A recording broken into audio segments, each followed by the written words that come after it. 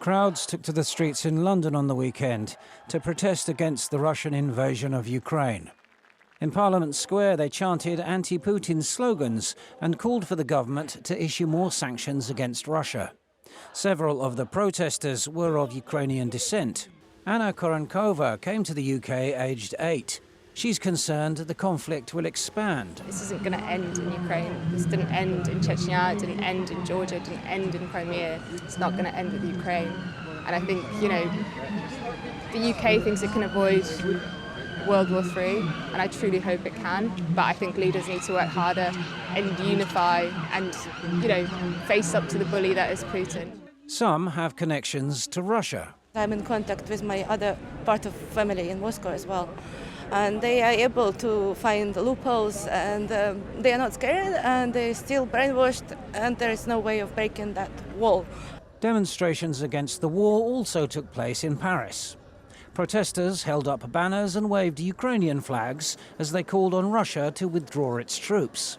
Some were worried about the recent seizure of a nuclear power plant by Russian troops. If the nuclear power plant in Ukraine were to explode, it is a much bigger problem than Chernobyl, which could affect everyone. It is terrifying. In Rome, thousands of peace campaigners marched through the streets to protest the war. They called for an immediate end to the fighting. We are all worried because what is happening does not only concern Ukraine. I don't want to use the overused term, we are all Berliners, but we are all a little Ukrainian, because what has happened is something that theoretically any state can now do to another state. In Prague, thousands of people also showed their solidarity with Ukraine. Ukrainian President Volodymyr Zelensky addressed people protesting against the war in several European cities. Speaking via video link, he said that the future of Europe depends on the outcome of the war with Russia.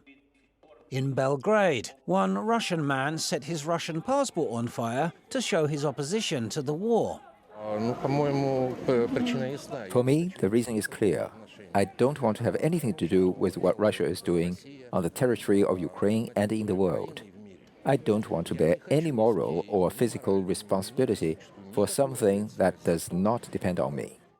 Protesters also gathered outside the White House, as well as in Mexico City, New Delhi and Istanbul. And residents of some Ukrainian towns and cities occupied by Russian forces also took to the streets in protest. Earl Rhodes, NTD News.